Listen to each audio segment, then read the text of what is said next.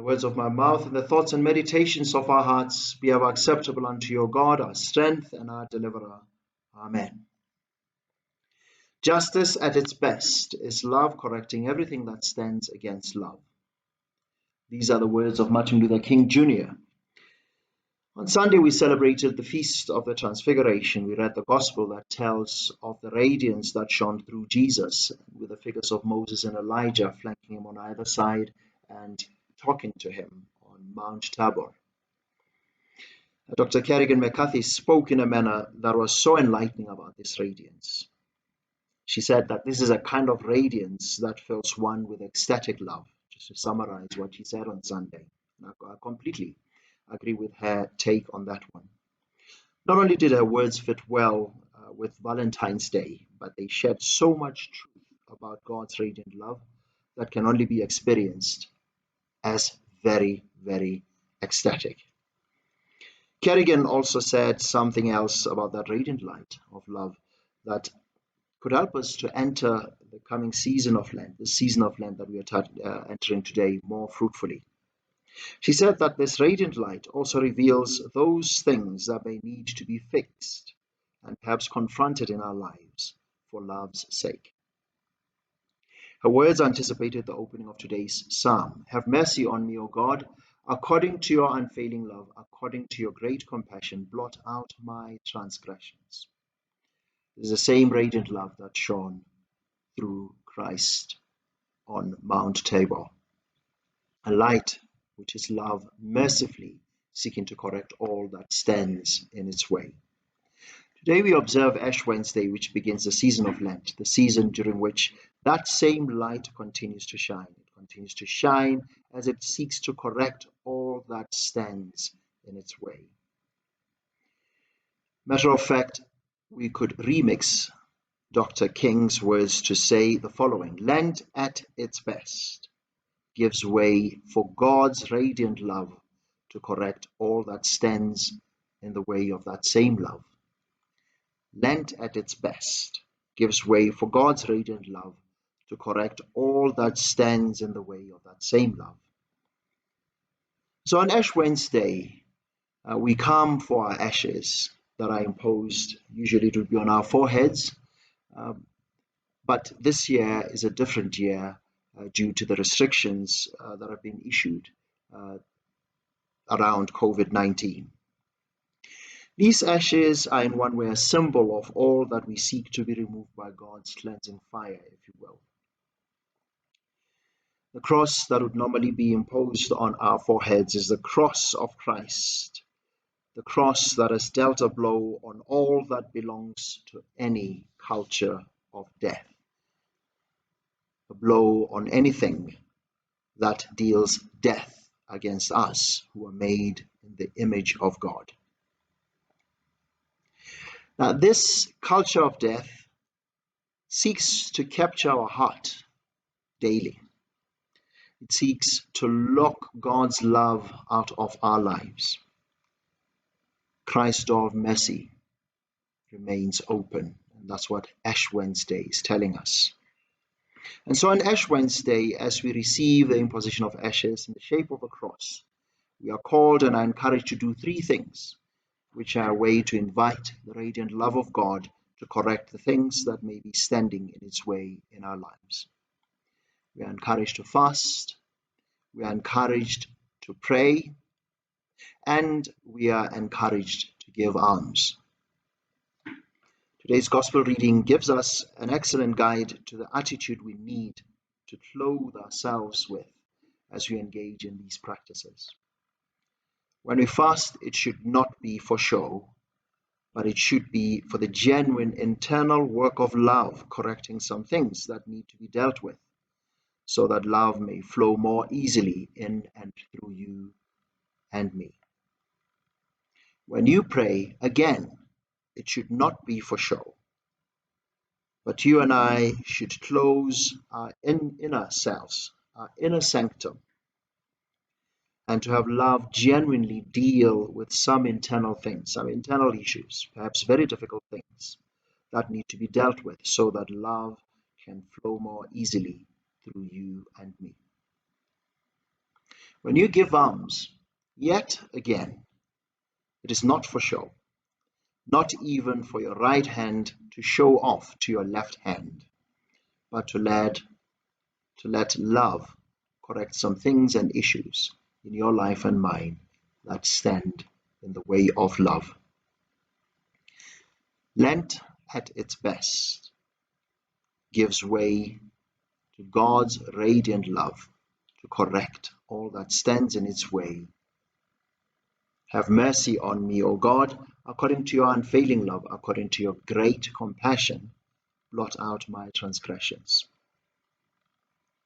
And so, what are these things that love wants to correct in us? Let us start with fasting. What is it that it can help to correct in us? Fasting is a wonderful thing.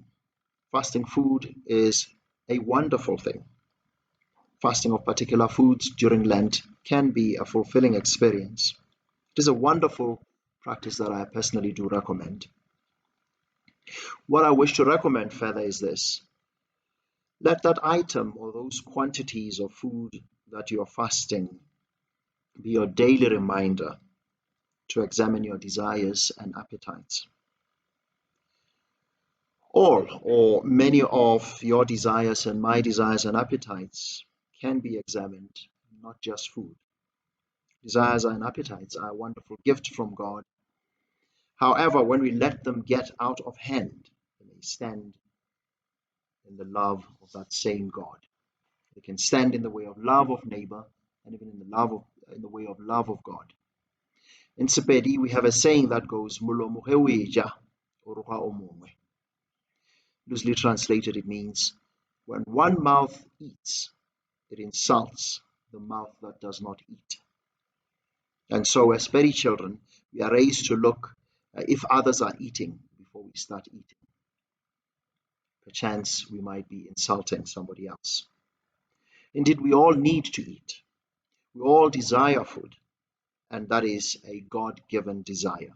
But if I eat to feed only my bodily appetites and desires and forget about the desires and needs of others, then I'm actually being controlled by my desires, and I've lost control of myself. And I've become a slave to my appetites and my desires, and I've forgotten the golden rule, love of neighbor and love of God. My desires should not trump or sideline your desires, and my appetites should not sideline your appetites. In actual fact, your desires and my desires should seek to know and internalize the desires of God, thus correcting all that may go wrong in a world that is only capable of distorting our desires into selfish ones. A world where it has become difficult to know what we really desire, what our real appetites are. Fasting invites us to desire God first, for God to be our first desire. And thus, I will be able to submit my desires and appetites to God and to God's desires, so I can be filled with that which fills the divine desires of God, hidden deeply within me. Fasting is a way of submission of our desires and appetites to God. It's a way of reorientating our desire towards God so that we can be filled with heavenly desires. And so when your desires and mine are aligned with those of God, first and foremost, desiring God, that way love can shine more brightly even through us. And then there is prayer. First and foremost, prayer requires some form of submission and vulnerability. It is difficult to understand prayer or to pray apart from being vulnerable and submitting oneself to God. Submission has to do with some kind of relinquishing control, some relinquishing of power. Now, the world tends to deal with power as though power is a zero-sum problem. The world tends to deal with power as though submission means loss of one's self. It tends to deal with power as though, for example, giving and showing of respect to you means that I am weak. If I respect you, then maybe I'm trying to say I'm weak. That's what the world tries to teach us. The world seems to deal with light as though lighting your candle will dim mine. That's how it seems to deal with power. However, God and God's love deals with power very differently. God's power empowers. I'm sure you've heard the saying, it is hard to stumble when you are on your knees. It is hard to stumble when you are on your knees. This is how God's power works. This is how power works in the realm of God's reign and God's radiant love. God's power empowers. And so submission to God in prayer, paradoxically, empowers you and me. And you cannot really submit to God's love and go out there and use power to destroy others or to oppress them. Perhaps if you pray for show, just as a show, an outward drama, then you can turn around and use power to oppress, use power to disempower. However, if you went into your true inner sanctum, close that door, and let God's radiant love deal with all that stands in its way in you, the power that you will walk with out of that place will only empower others. If you close that door and truly submit yourself to God in prayer, the kind of power that you walk with out of that inner sanctum, when you open that door, it can only empower others. And that is why prayer is a recommended practice during Lent, because it allows you to let love correct all that stands in its way. And it enables you to love neighbor and God more powerfully. So close that door. Let love do its work. And then we move to almsgiving. Now, almsgiving is a way of dealing with the things that we possess and the manner in which we possess them. You know that possessions, we may want to possess so much because of greed, and we know of the vice of avarice. What almsgiving does is it seeks to discipline how we hold on tightly to things. And it says, open your arm and share with others. Open your hands and share with others. And so the practice of almsgiving is an antidote to many of these erroneous ways of relating to possessions. Almsgiving becomes an antidote against greed and against avarice. So when I give, I learn to share. When I give, I learn to offer others things that may free them. When I give, I participate with God in feeding others.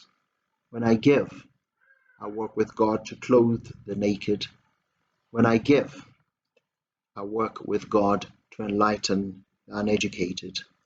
When I give towards the healing of others.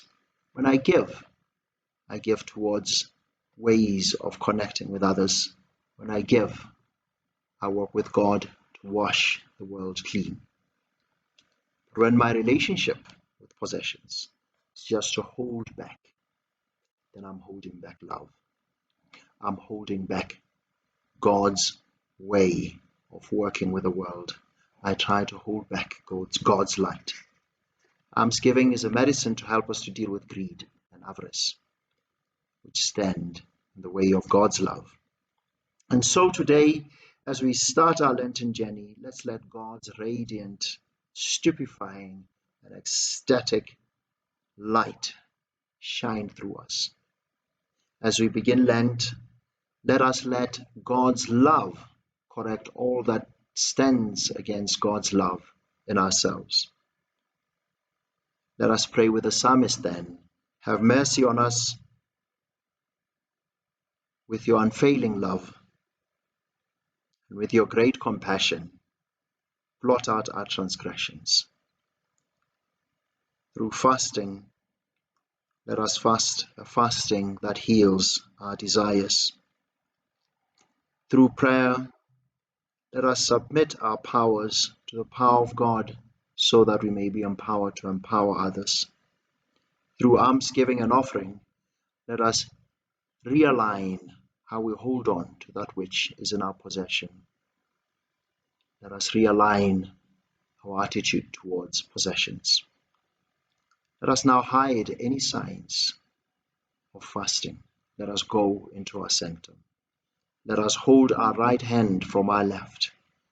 Let us be done with show for show's sake. Let us let God's correcting light correct anything that stands in its way. And let us hear what the Son of God has to say to us. Amen.